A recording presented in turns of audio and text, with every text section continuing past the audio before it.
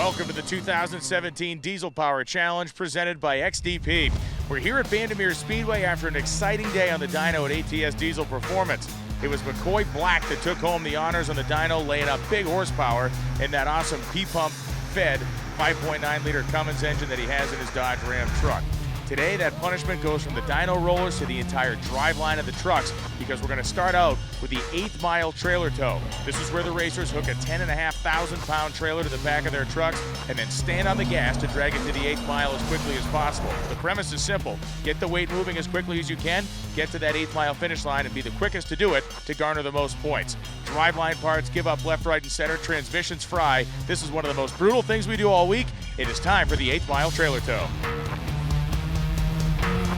So our first competitor in the 8th mile trailer tow is going to be Patrick Whitcomb. This is a 6.4 liter compound turbocharged truck. It is a massive dually, weighs over 9,000 pounds.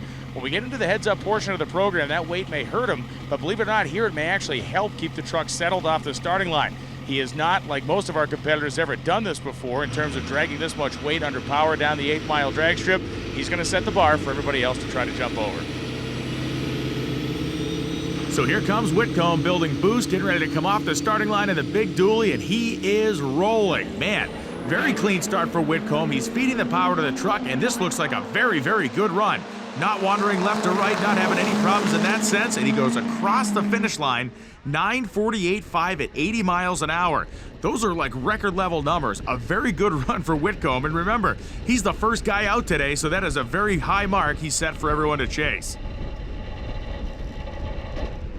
That was interesting going that fast with that much weight behind you. I tow a lot of trailers, but I don't usually leave it wide open throttle like that. I think we did a pretty good time. I was happy with it.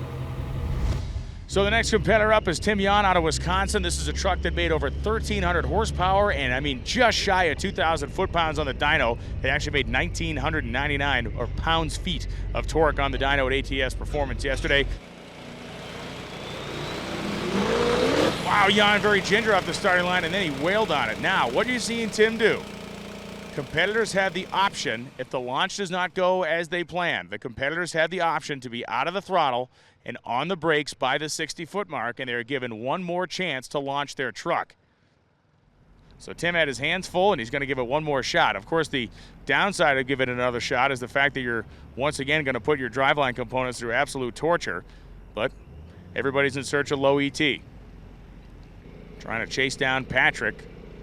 Had a lapse time down in the 9s, about 9.5 seconds with the speed of 80 miles an hour. So now he's going to get his second and final shot at it here. Taking a little bit more time to spool up. Maybe going to try to build some wheel speed. Here he goes. Here comes the power. Very nicely done, but was he too conservative? Whoa, man, the truck starts to hunt around again. And Jan goes through the 8th mile, 11:74 at 71 miles an hour. Again, the truck got upset when that torque converter locked up, as we see happen so often. So Tim Jan took an interesting approach there. He was very conservative first rolling off the starting line, and then he really gave it the mustard. The truck made a little move, it straightened out, and then the torque converter locked and made a big move. I think he pedaled it after that. The lapse time's 11:74 at 71 miles an hour. Not even close to what Patrick Whitcomb did.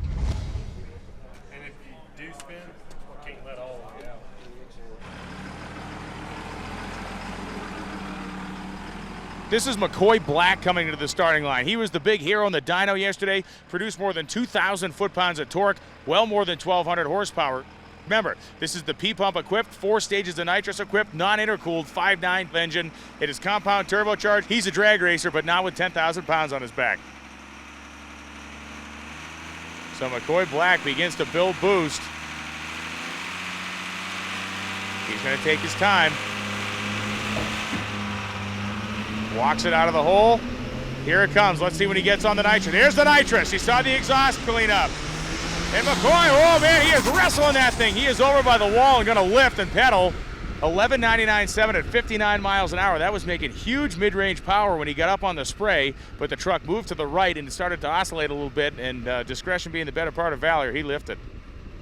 So McCoy Black's run was pretty wild. Came off the starting line cleanly, got into the throttle, then he got into the nitrous. When he got into the nitrous, got that wiggle going on, the truck worked its way over to the side, the right side wall. He lifted and coasted through just sub 12 seconds. So not the run McCoy wanted. The truck's still in one piece, and he's going to have to make up for it in the drag race.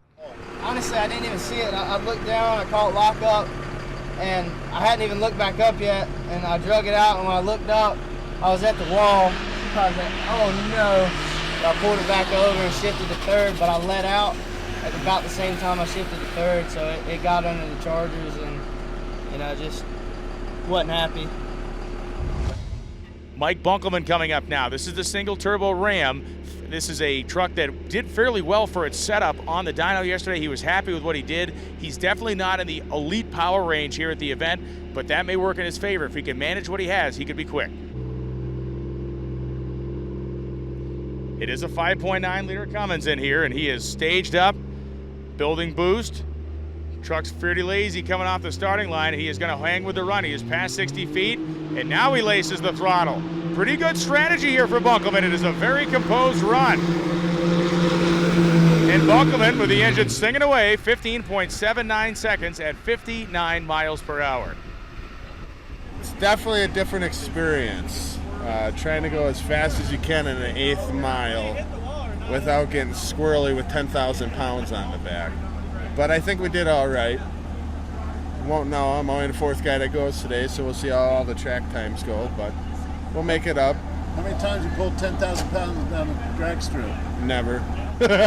Once now, right? So the next truck is New York's Rich Stroop. This is the 9,600-pound Duramax powered GMC dually. Think about this, a combined weight of 20,000 pounds hurtling down the drag strip.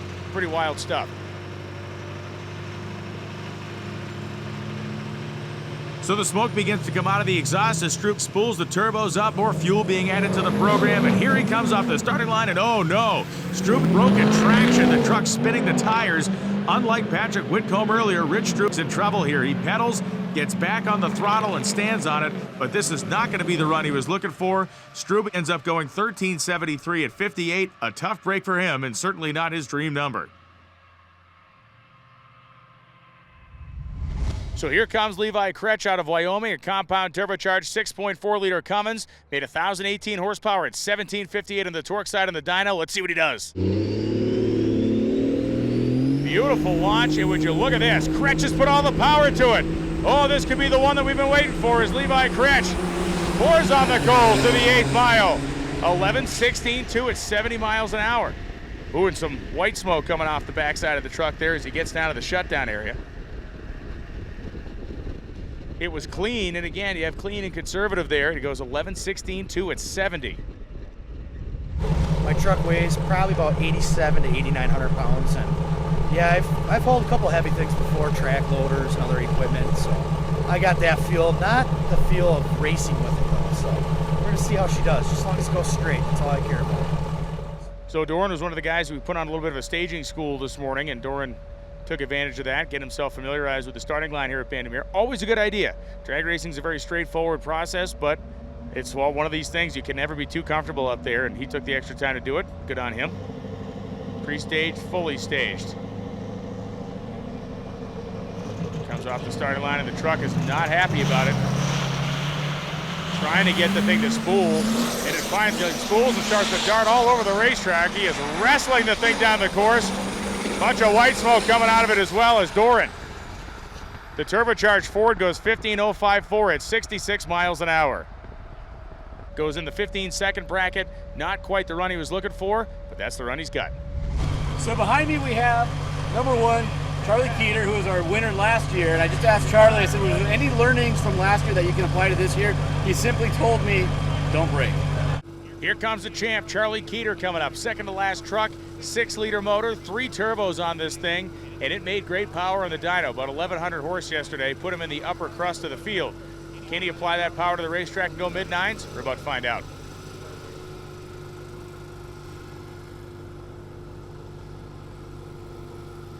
So Charlie Keeter is tickling that fully staged beam. Now he's in. He's done this before. Begins to spool the truck. Remember, on a drag strip, the timer doesn't start until the truck rolls out of the beams. He can sit there for a minute and a half and still run 9 seconds. Keeter, conservative, and here it comes, pedaling it a little bit. Now he's going to lane into it. And the 6-liter engine just really making great noise coming by us. 10:53.9 at 75.3 miles an hour for Keeter. One of the quickest runs we've seen, but not the quickest. So 10:53.9 at 75 miles an hour for Charlie Keeter. Not the quickest run we've seen, but one of the quickest. You saw and heard him have to make a quick pedal of that truck, but once he had his foot down, it sounded really good and pulled strong. The mile an hour an indication of that. 75, one of the fastest speeds we've seen, but Patrick Whitcomb has to wait only for one more competitor to run before he can claim top honors here on the drag strip. So here comes our final truck. This is Kevin Jacob rolling up in his compound turbocharged Cummins machine. Made about 700 horsepower. The dyno, not exactly one of our premier power creators out there on the rollers at ATS Diesel Performance, but we have seen things happen in the past where a guy could be more efficient coming off the starting line. Kevin Jacobs up right now.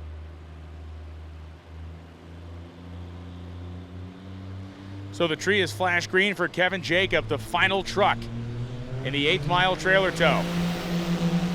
The Cummins screaming away and doing so cleanly. Converter locks up right there about 330 feet.